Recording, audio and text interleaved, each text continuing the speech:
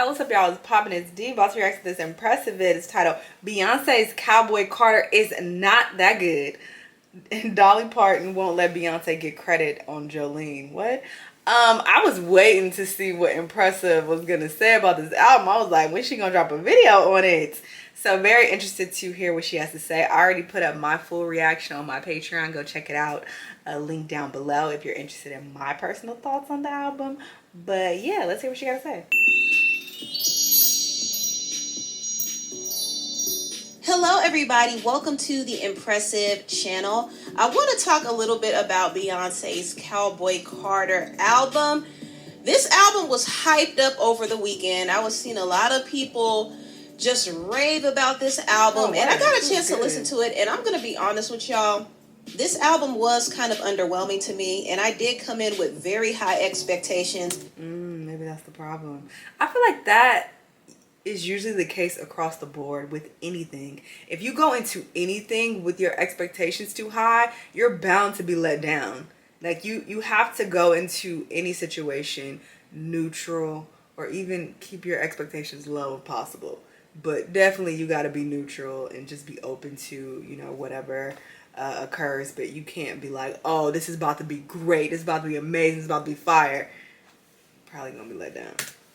I thought Beyonce was going to come through and just deliver a groundbreaking country album that just pushed the envelope, but this is not a country album. It's not an authentic country album. Now, she does have some country-inspired songs, but for the most part, she did whatever she wanted to do. And like she said, this is a Beyonce album, not a country album. So she definitely... So what's the point of people pointing out that it's not country if she said it's not country? Because I've been seeing it online too, and it's like, okay, she said that's what she said. She said it ain't country. So what? Well, this ain't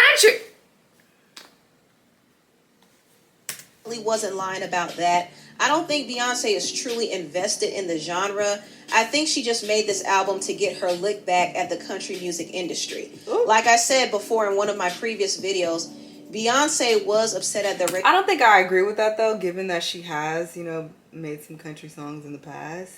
And, you know, she's from Texas. She's a country girl. So I don't know if I believe that. Racial backlash she got at the CMAs. And she made this album to prove herself. And not only that, she wanted to experiment. And I'll give her credit for taking risks with her art. Now, I want to get into this. I also think, sorry, I lost my whole pause. I also think if she really wanted to prove herself, or she was trying to make a point, then she would have leaned even more into the country genre. I feel like the fact that she didn't do that actually, you know, is the opposite. That she wasn't trying to prove herself or prove anything, or trying to get, you know, this country, you know, music award or whatever the fuck, because she didn't lean too heavily into the genre. Album. What did I like about it? There were a few songs I liked. I really liked the song she did with Miley Cyrus called Two Most Wanted. This was definitely a standout, and Beyonce's team absolutely needs to push this record as her next single. It needs the same treatment that Texas Hold'em got. This is an authentic country record, and I loved how Beyonce and Miley's voices complemented each other. I thought it was a great record, and I also liked her song's Bodyguard. Bodyguard doesn't sound country at all. It actually has a more indie rock sound to it. I mean, the vibes are very carefree. And I also like Riverdance. Riverdance is infectious. It's a fun pop dance song, but once again, it's not country. Another song I like that doesn't sound country is Two Hands to Heaven. It's a mid-tempo R&B dance song, and I like it, even though a part of it felt sad to me. I don't know how to explain it, but I do like the song. Also, another song that I actually really liked was Protector, and this was featuring her daughter, Rumi. It was a lullaby dedicated to her daughter, and I thought it was beautiful. I think this actually fell in line with what country music is to me. The lyrics were actually meaningful, and it was sweet. Also, 16 Carriages is another one I like. The lyrics were also personal. And I also thought she got personal with her song American Requiem, because she was kind of detailing what was going in her mind when she performed at the CMAs years ago. And she did feel like she wasn't accepted. And she kind of displayed a little bit of self-doubt, but then she said, listen, I'm here. I am country. I deserve to be here. And she opened up the album with this song to really make a statement. And I thought that was powerful. But as far as the other songs on the album are concerned, lyrically it felt uninspired and emotionally detached. And vocally she sounded nice on some songs, but on other songs her vocals sounded a bit drowsy and passionless. But if I were to point out my favorite vocal moments, I would definitely say she shined a lot on Flamenco and My Rose. I love the harmonizing, the melodies were pretty. But I will admit, when I was listening to those songs, I felt like the melodies were a little too hypnotizing. I felt some of these pictures she showed, I'm like, who are these people? Don't look like her at all, child. Like I was kind of falling under a trance, and I was like, yo, I gotta rebuke this in the name of Jesus. Oh, what does Beyonce put it in her music? That's what I want to know. What? Also, another song where Beyonce shined vocally was Daughter. And this song right here was kind of eerie. I'm not gonna lie, the vocals were amazing. Her operatic high notes were just beautiful. However, the song just had a dark, haunting feel to it. It was troubling.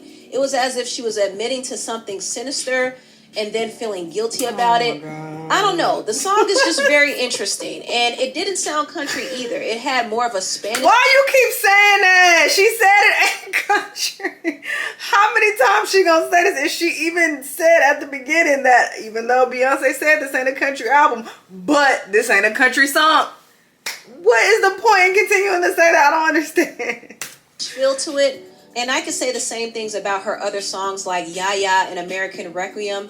It had more of a vintage rock and roll feel to it, but it didn't sound country per se. And also, songs like Sweet Honey Buckin' and Spaghetti were more hip-hop and trap sounding songs. Sweet Honey Buckin' is a fun song, but lyrically it's kind of meaningless and trivial. And the Spaghetti song was just, it wasn't good to me, I'll be honest. I do have to give Beyonce props for featuring a lot of the newer country black artists out. She did feature Shabuzi on 2 of her songs, and also she featured Brittany Spencer, Tanner Adele, Raina Roberts, and Tierra Kennedy on her cover of Blackbird, which is originally a Beatles song. I do think it was unfortunate that the song was so short and the ladies didn't really get a chance to shine like that, but it did seem like Beyonce... Makes sense. I was wondering, who are these people? Added them at the last minute, so maybe she wasn't able to rework the song in a way that allowed all the ladies to shine. She would have had to extend the song, and the original song is short, so she did what she could. But I do think it was great that she gave other black country artists a platform to shine at least. And also she sent notes to other artists like Mickey Guyton. She sent flowers to her and said, "Thank you for opening doors for me, Queen. Keep shining, love and respect, so Beyonce." Sweet. She also sent a note to K. Michelle, who's also doing country. She said, "You're killing it. I love what you've been doing, and I know it's not easy to enter a new space. Sending you positivity and respect. I hope to meet you one day. Love, Beyonce." Aww. That was very sweet. I thought that was very sweet. Now, last but not least, I want to talk about Beyonce's cover of Jolene. Jolene is originally a Dolly Parton song, and this is one of my favorite country songs of all time, okay? So when I heard Beyonce was going to cover it, I was excited, and I like Beyonce's version. She was a bit more angry, she had more grit, and she was threatening Jolene. She really was. However, I didn't feel like she lived up to the original song. I have yet to hear anybody really outdo Dolly's version. I'm sure there are a lot of people out there who have done a great job, but I like the way Dolly emoted better because it kind of showcased her vulnerability. But that's not the energy that Beyonce has. She has that same exact energy that she had on this fucking song. She's had it in several other songs. Like the exact same energy for Becky with the good hair or whatever the fuck. Okay, so this is what she does. So why would she switch it up and be on some begging shit like Dolly? That don't make sense. But not, I mean, I already gave my thoughts about it. Security and her pain. And also the guitars on the original version were just so crisp. It's just a really good country song, and it's really hard to outdo it. Miley Cyrus tried, and I still didn't think her version was better than Dolly's. Maybe I have a bias there, but I just prefer the original. Now, I noticed that Dolly Parton made sure to take full credit of Beyonce's cover of Jolene. Even though Beyonce switched some of the words around, I think she tried to switch some of the words around to get partial credit because that's what Beyonce does. But Dolly said, not on my watch, not on my watch. I'm getting full credit of this song. And honestly, this might be the very song that Beyonce wins in one of the big categories at the Grammys. I don't believe she's going to get Album of the Year because I feel like they're going to give it to Taylor again, which is a bit unfair how they keep giving it to Taylor. Come out? But I do think Beyonce's version of Jolene I gotta see what the hype is about. When did she drop? The fact that Dolly Parton is on the writing credits and even Stevie Wonder played harmonica on the song just lets me know that, okay, this song is definitely going to be acknowledged in one of the big 4 categories. And I also think her cover of Jolene or even her song with Miley might be acknowledged in the country categories because Miley and Dolly have pulled in the country music industry. So I think Beyonce might break the record for being the first Black female artist to win a Grammy Award for country music. But overall, Beyonce did try with Cowboy Carter. I wasn't super impressed with the album as a whole. Like I said, I was a bit underwhelmed because my expectations were pretty high. But the album kind of fell flat to me. I mean, I felt like it lacked direction and it wasn't inspired. Some people may love it. I know a lot of people were hyping it up. But in my opinion, it doesn't really scratch the surface of some of her best albums. Beyonce's best albums are 4, B-Day Deluxe, and Lemonade. Those are her top 3 albums in my personal opinion. I don't feel like Cowboy Carter is even touching that. But even though I'm not crazy about the album seems to be doing quite well. In fact, they say it's on the trajectory to selling 500,000 units in the first week, which is huge. That is huge. Also, Beyonce won an Innovator Award at the iHeartRadio Awards, which is also a big feat. And I know it's award season, so she's definitely going to be collecting and getting her accolades as usual. Give her thing. She worked hard and she deserves it. Anyway, tell me what y'all think. Interesting. I mean, these are her opinions, and she is entitled to her goddamn opinions. You don't have to agree. That's why they her opinions and not yours. So there's that. Like I said, I already gave all my opinions on my Patreon, so I don't have anything much to add. But yes, her mentioning Taylor, it reminded me that I need to react to this album that's dropping in a couple weeks. Patreon gang, we gotta listen to it together.